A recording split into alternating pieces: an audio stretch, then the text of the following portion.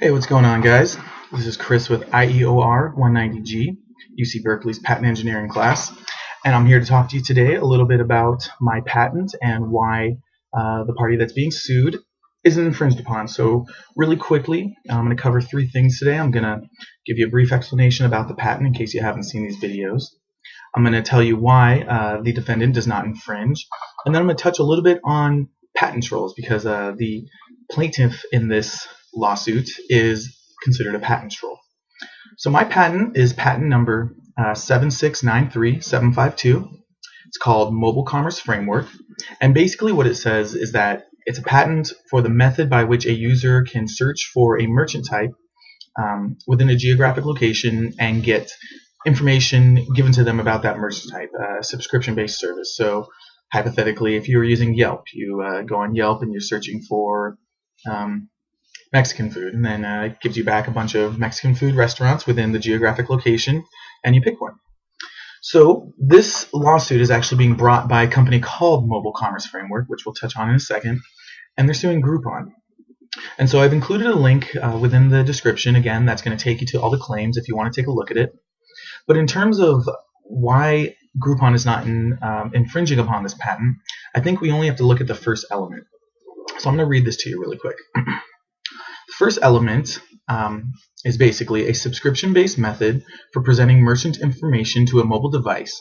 The method comprising of receiving at a server system over a communication network from the mobile device a user-inputted search for a merchant type within a geographical area and a user identification.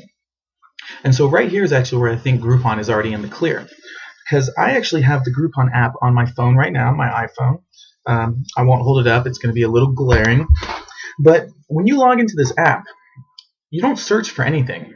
What Groupon has done is they've actually already categorized the different merchants that they have in their area or in their system in general. And in fact, you don't even type in a geographic area. It's already registered to your current location. And so instead of typing in that I'm in Berkeley and I want Mexican food, I can't even search for Mexican food. In fact, there's just a food and drink category in which they list a bunch of different food and drink Groupons they have available right now. They have beauty and spa, shopping, home auto. You get the picture. But as the user, myself, I don't actually search for any of this. Groupon has already categorized it all and presented it to me just based on the fact that they know where my phone is. And so when I look at this first element of this claim, and it says a user inputted search for a merchant type, I really feel like Groupon may be in the clear because I'm not searching. I'm only looking at what's presented to me. I'm not actually typing in Mexican food. I'm literally just clicking on the food and drink category and then seeing if there is any Mexican food or anything else for that matter. And so this is why I really think Groupon is already in the clear. Now, talking about a patent troll, I'm just going to bring it up briefly because I know that we've been kind of touching on the subject a little. Mobile Commerce Framework is the name of the patent. It's also the name of the company. And if you try to find the company's website, you can't find anything at all about it. In fact, this patent was issued in was filed in 2005 and issued in 2010.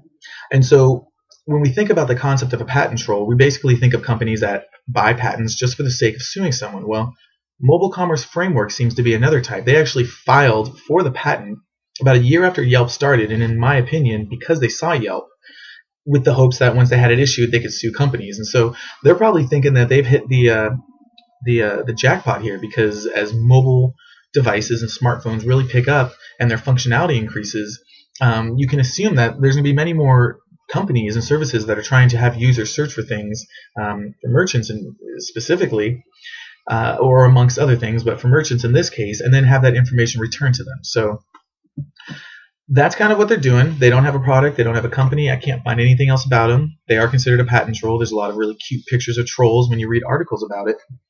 And that's what they do. So I guess I'll talk to you guys next time.